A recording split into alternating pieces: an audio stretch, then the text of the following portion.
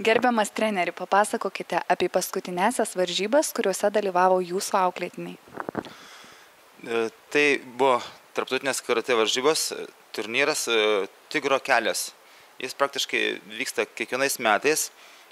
Pas mus į Kauną suvažiuoja visi aplinkiniai užsienio geriausi karatė klubai.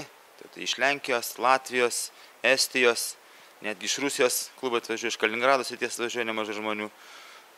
Šis iki dalyvių skaičius pagal rungtis siekia apie 1000 sportininkų. 27 karatė organizacijos. Tame tarpe ir mes dalyvavom.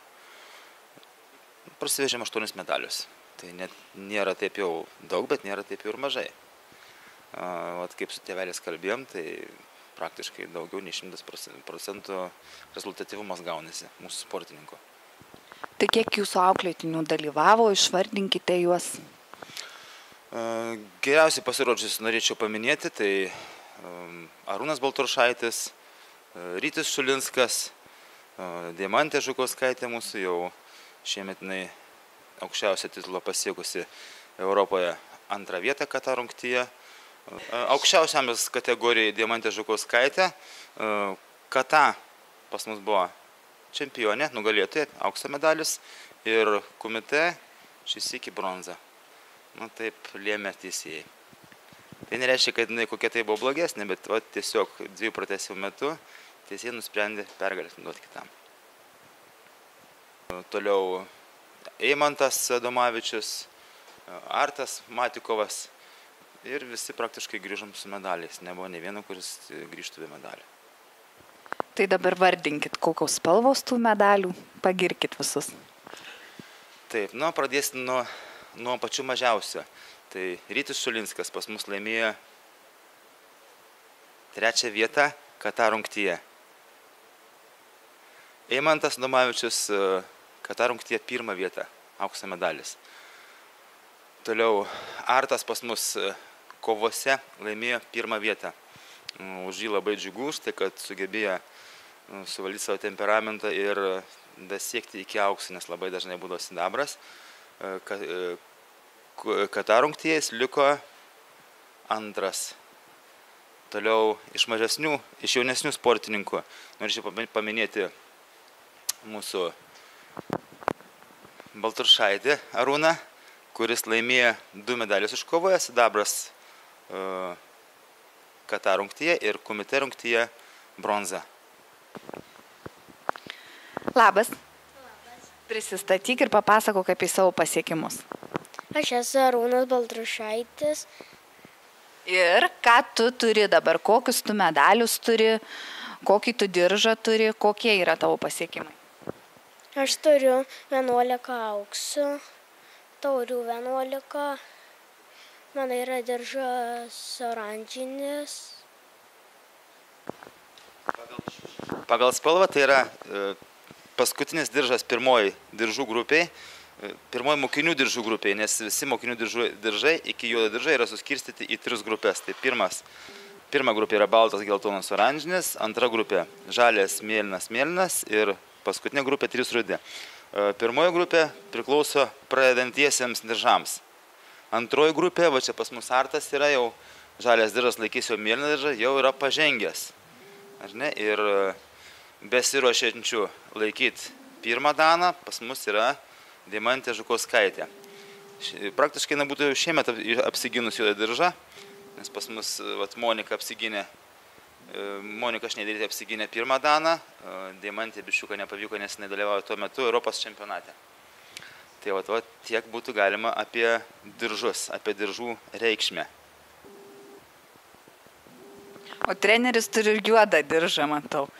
Čia vaikai klausia, ką juoda reiškia? Juoda spalva reiškia, tai jau yra meistriškumo laipsnis, nes aš esu išlaikęs 3 dan, šiemet išlaikiau 3 dan žygiai karate, 3 pakopos juodas diržas ir 1 dan taekwondo. Ačiū treneri už paaiškinimus.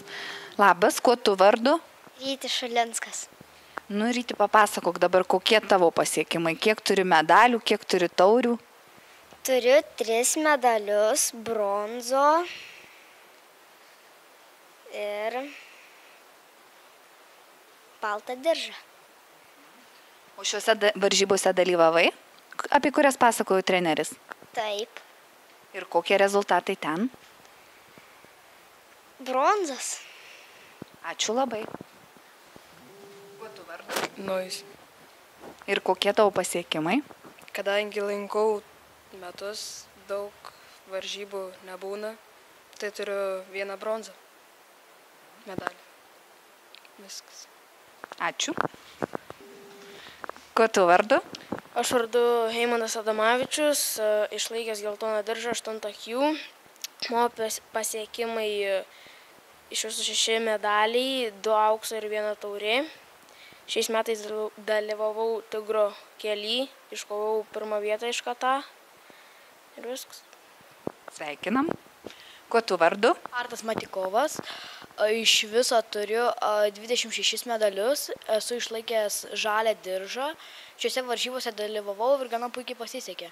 Laisvose kovose auksas, o iš Kata 2 vieta. Šaunu, ačiū labai. Kuo tu vardu? Karolis Lakauskas. Papasakok dabar tada apie savo pasiekimus. Iš viso karate varžybose, iš visų varžybų laimėjau 2 medalius 3 vietos, o šiuose varžybose nedalyvau paskutiniuose. Labas, kuo vardu? Esu Deimantė Žukauskaitė. Ir kokie tavo pasiekimai, jeigu kas dar nežino, tai paklausiu. Kaip ir treneris sakė, turiu laikiusi 3 rudą diržą. Galėjau laikytis juodą pavasarį, bet nesilaikiau, nes buvau išvykus į Europos čempionatą į Čekiją. Iš viso turiu apie 65 medalius, iš jų apie 40 aukso. Toliau liko bronza ir sidabras keliai yra. Esu šių metų Europos jaunių Kata vicečempionė. Šiuose varžybose paskutinėse, kurios vyko, paėmiau 1 ir 3 vietą. Dalyvavome taip pat šiais metais Latvijoje tarptautinėse varžybose. Ten laimėjau Kata rungtyje sidabrą, o kovose auksą. Taip pat dar buvo keletas varžybėlių Lietuvos masto lygio, kur tik Lietuva, tai ten pagrindė čempionė. Kaip ir viskas. Ačiū labai. Ar džiaugiatės savo dukros pasiekimais ir ar negalvojat pati, pasportuojat gal kartais, ar skiria dukra pakankamai laiko pasiruošimui varžyboms, kad tokie puikūs rezultatai? Dėl dukros pasiekimų iš tiesų labai džiaugiuosi ir turbūt reta mama nesidžiaugtų šitiek medalių, šitiek daug pasiekusi. Labiausiai džiaugiuosi, kad tai itin nesutrukdė mokslams, nes dabar tai mes laikom 1 vietoj mokslą, o šiaip tai namuose lentynos, visur tik jos medaliai, skulptūrėlės, džiaugiamės. Ar pati gal kada irgi esate sportavus? Profesionaliai ne. Bet genai kažkokie yra tikriausiai, ar ne? Gal šiek tiek, bet kad sportininkė būčiau tikrai ne niekada. O toliau skatinsit dukrą siekti dar didesnių aukštumų? Manau, kad taip, bet jau jinai 18 metį, jau čia jos apsisprendimas. Mes kaip tėvai skatinsim mokytis, pirmiausia. Dėkui labai. Labas vakaras. Tai pasidžiaukit dabar savo sūnaus pasiekimais ir papasakokit, dėl ko tikriausia, kad jūs pats paskatinot būtent tokią sporto šaką, ar vaikas pats pasirinko? Iš tikrųjų, taip pat kaip ir dauguma tėvelių čia esančių, džiaugiuosi, kad mano sūnus sportuoja. Džiaugiuosi, kad čia yra tokia šauni grupė susirinkusi, kurie tikrai nėra agresyvūs vaikai, jie yra geriečiai, žodžiu, čia daug praleidžia, ugdo valią savo, mokosi technikos ir, žodžiu, tikrai tai yra geras ir teisingas pasirinkimas sportuojant šiame klube. O Rytukas pats pasirinko tą sportą, aišku, dabar jau yra 2 sezonas, dėl to šiek tiek reikia ir tėveliams paskatinti, nes